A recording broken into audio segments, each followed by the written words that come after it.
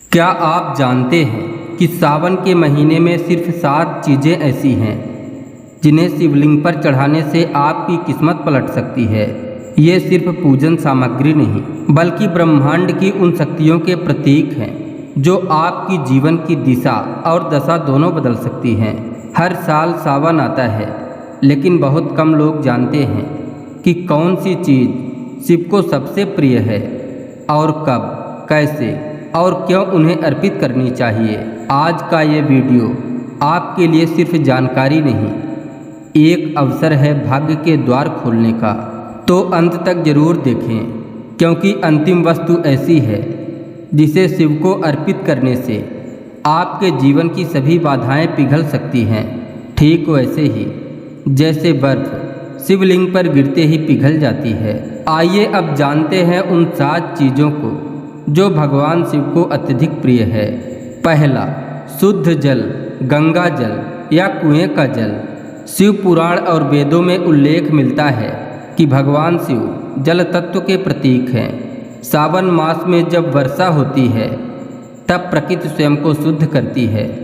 ऐसे में भगवान शिव पर शुद्ध जल चढ़ाना न केवल धार्मिक प्रक्रिया है, बल्कि यह एक ऊर्जात्मक क्रिया भी है। खासकर गंगा जल को देवताओं का अमृत कहा गया है और इसे शिवलिंग पर चढ़ाने से मानसिक क्लेश, शारीरिक रोग और आर्थिक बाधाएं दूर होती हैं। यदि गंगा जल उपलब्ध न हो तो कुएं या नदी का स्वच्छ जल भी स्वीकार्य होता है। सुबह ब्रह्म मुहूर्त में शिवलिंग पर जल चढ़ाकर ओम नमः शिवाय मंत्र का जाप करें। यह मन को स्थिर करता है, सोच में शुद्धता लाता है और जीवन में सकारात्मक बदलाव की शुरुआत होती है। जल चढ़ाना आत्मसमर्पण का संकेत है, अपने अहंकार को भगवान के चरणों में बहा देने का यह पहला और सबसे महत्वपूर्ण पूजन है। दूसरा, बेलपत्र या बिल्व पत्र। बेलपत्र को भगवान शिव की सबसे प्रिय वनस्पति माना गया है। इसका 3 पत्तियों वाला स्वरूप ब्रह्मा, विष्णु और महेश त्रिदेवों का प्रतीक है। शास्त्रों में कहा गया है कि जो व्यक्ति सावन मास में प्रतिदिन शिवलिंग पर बेलपत्र अर्पित करता है उसे जन्मों जन्मों के पापों से मुक्ति मिलती है।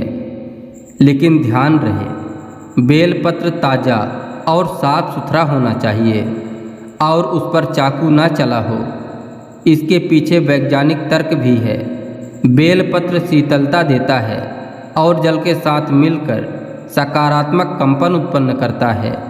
मानसिक अशांति, क्रोध और द्वेष जैसी भावनाओं को शांति करने में यह विशेष सहायक है।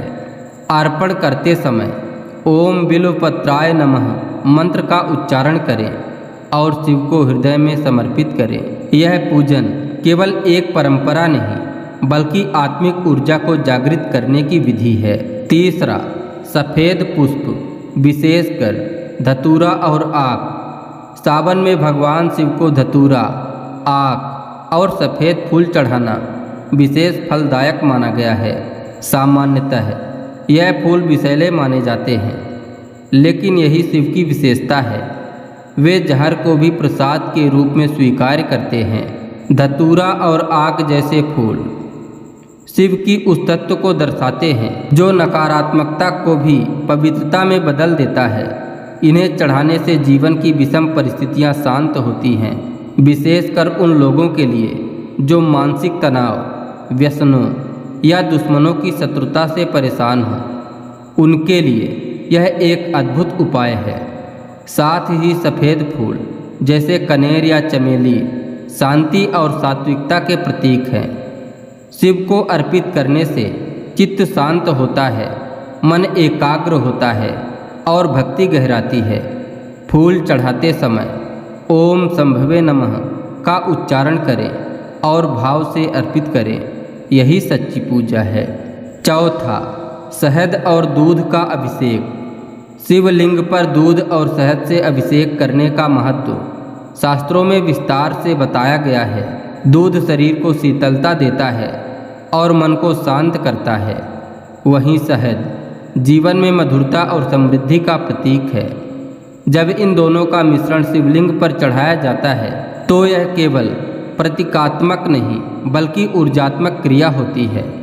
विशेष रूप से सावन मास में दूध और शहद से अभिषेक करने से जीवन की कटुता दूर होती है और संबंधों में मधुरता आती है। यह साधना मन के विकारों को दूर करने का माध्यम है।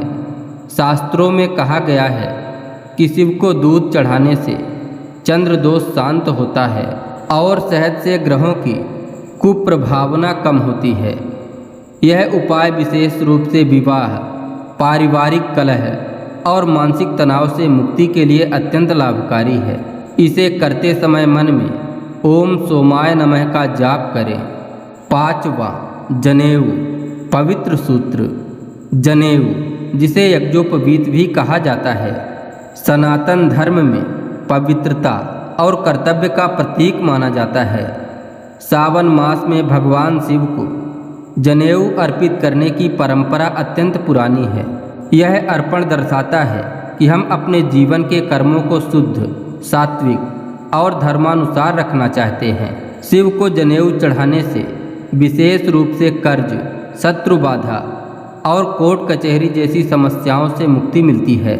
यह एक सूक्ष्म संकेत है कि हम अपने कर्म बंधन से मुक्त होना चाहते हैं और शिव कृपा से नया अध्याय प्रारंभ करना चाहते हैं।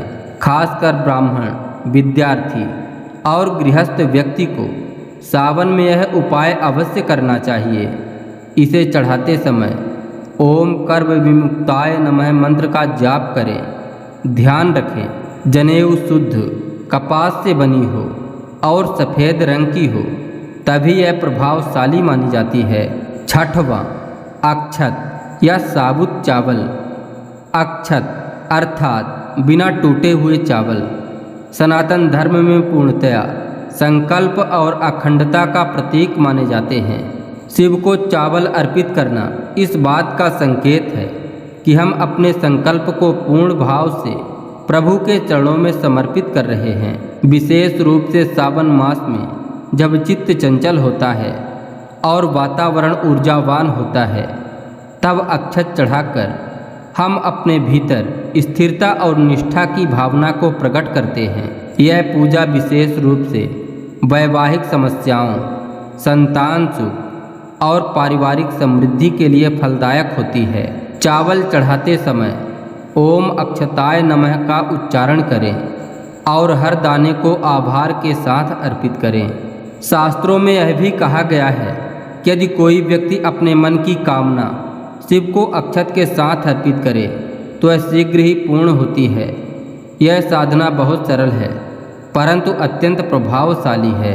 7वां, दीपक और धूप। सावन मास में शिवलिंग के समक्ष दीपक और धूप जलाना केवल पूजा नहीं बल्कि एक ऊर्जात्मक विज्ञान है। दीपक अग्नि तत्व का प्रतीक है जो अंधकार को नष्ट करता है और हमारे भीतर के आलस्य, भय और संशय को जलाकर नष्ट करता है। धूप विशेषकर चंदन या गुग्गुल की वातावरण को शुद्ध करती है और घर में सकारात्मक ऊर्जा का संचार करती है। शिव पुराण में उल्लेख मिलता है कि जो व्यक्ति शिवलिंग के समक्ष दीपक जलाकर ओम नमः शिवाय मंत्र का जाप करता है, उसके जीवन की तमाम बाधाएं स्वतः ही शांत हो जाती हैं। यह साधना मन को एकाग्र करती है और आत्मा को शांत बनाती है। दीपक सुबह और संध्या दोनों समय जलाएं और ध्यान रखें कि वह गाय के घी अथवा तिल के तेल का हो। यह आपके जीवन में उजाले और दिव्यता का प्रवेश कराता है, ठीक वैसे ही जैसे शिव अंधकार में ज्योति है। दोस्तों, सावन सिर्फ एक महीना नहीं, ये एक अवसर है भगवान शिव से जुड़ने का, अपने कर्मों को सुधारने का और अपने भाग्य को संवारने का। आपने आज जो सुना वो यदि श्रद्धा और नियम के साथ अपनाया जाए तो शिव की कृपा कभी दूर नहीं रहती। अगर आपको ये जानकारी उपयोगी लगी हो तो द डिवाइन प्लस को अभी सब्सक्राइब कीजिए ताकि जब हम अगली बार सावन में शिव के चमत्कारी मंत्रों या घर में शिवलिंग रखने के नियम जैसे रहस्यमय विषय लेकर आएं तो वो वीडियो सबसे पहले आपको मिले। और हाँ, इस वीडियो को अपने परिवार और मित्रों के साथ ज़रूर साझा करें, क्योंकि शिव की भक्ति बांटने से बढ़ती है। हर हर महादेव।